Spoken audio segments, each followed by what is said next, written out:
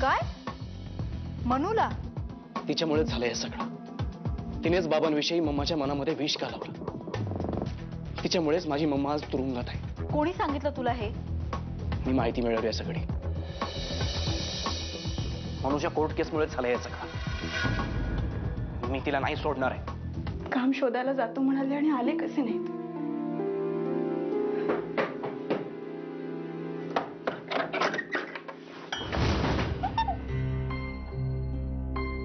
महिन्याभराच्या आत तू काहीतरी कर.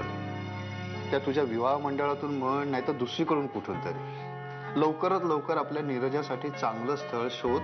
मला लवकरात लवकर तिच्या डोक्यावर अक्षता टाकायच्या आहे. हो मान्य आहे मला, पण मनूचोरी कोर्ट केस झाली ना की लगेच आपण. कोर्टाच्या केसपेक्षा नीरजाचं लग्न जास्त महत्वाचं. आकाश, मला असं वाटतंय की नमिताचा काहीतरी गैरसमज झालाय. कारण अभिमान मंगेशला भेटायला जाणं मला शक्यच वाटत नाहीये. म्हणजे जेव्हा अभिमानचा आणि माझा साखरपुडा मोडला होता तेव्हा त्याच्या मागचं सगळ्यात मोठं कारण मंगेश होता. तेव्हा काय झालं मला माहित नाही, आत्ता काय होतंय त्याबद्दल सांगतोय. हे बघ मनू, जर अभिमान चुकून मंगेशच्या बोलण्यात अडकला असेल तर त्याला आत्ताच सोडवता येईल. ठीक आहे, मी बोलते तिच्याशी. चल येतो. आकाश, आज जरा लवकर येशील? का? बऱ्याच दिवसात कुठेच बाहेर नाही गेलो. आज जरा कुठेतरी जाऊन येऊ ना. शेवटी केस कोर्टात पुन्हा सूर करायला लावली. खूप बदनामी झाली यात माझी. आता हाच डाव तिच्यावर उलट व्हायलाच हवा. माझ्याकडे पैसा आहेच.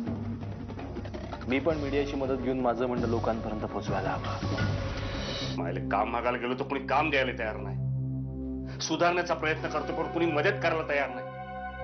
तू मदत करायला पाहिजे तर तू बी तयार नाही. रामा, मी तुमच्यासाठी काही करायला तयार आहे, कारण तुम्ही मला माझं आयुष्य परत दिलं. तुला सांगितले थोडे पैसे मागत्या मनूताईकडे तर. नाही रामा, मी तुम्हाला आधी पण सांगितलं की मी पैसे मागणार नाही. माझ्या तत्वात जे बसत नाही ते मी करणार नाही. अगर रकमे उद्या घराबाहेर राहायची पाय आली तर तुझी तत्व नाही आपल्याला आसरा देणार. असू देत, उघड्यावर राहू, पण मी पैसे मागणार नाही. अगं, आमच्या ऑफिस मधले ते रानडे आहेत ना, ते भेटले होते. कोण रानडे? अगं, रमेश रानडे. अगं, त्यांच्या मुलाला इथे मुंबईमध्ये नोकरी लागली. कंपनीने चांगलं मोठं घर सुद्धा दिलंय त्याला. तेव्हा बोलता बोलता तो म्हणाला, आता पोरासाठी स्थळ बघतोय. म्हणलं घ्या. अरे, माझी मुलगी आहे लग्नाची, बघतोयस?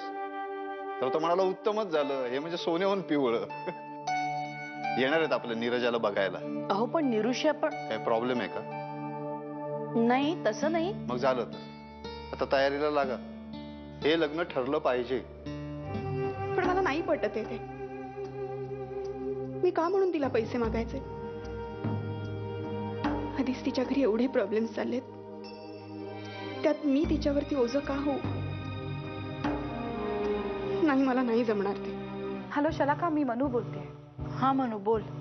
मला तुझ्याशी जरा अभिमान विषयी बोलायचं. काय? शलाका, अभिमान मंगेशला भेटायला गेला होता. काय? मला आकाशने सांगितलं. म्हणजे नमिताने अभिमानला मंगेशच्या घरातून बाहेर पडताना बघितलं. अगं पण तो मंगेशला भेटायला का जाईल? म्हणजे त्याचा मंगेशशी काय संबंध? तेच तर शोधून काढायचंय.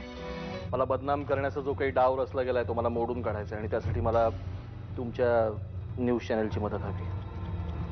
पण आम्ही काय करू शकतो? जसं सगळ्या चॅनल्सवरती त्या मनूचा इंटरव्ह्यू दाखवत ना, तसाच माझाही इंटरव्ह्यू दाखवा. या पैसे घ्या आणि एक 10-15 वेळा तो इंटरव्ह्यू दाखवा टीव्हीवर. आता काहीच प्रॉब्लेम नाही सर, तुम्ही म्हणाल ते दाखवू. बोला, कधी दाखवायचं? आज. काय चाललंय याच्या डोक्यात काहीच कळत नाही. हा मंगेशकडे का गेला असेल? काहीच कळत नाही.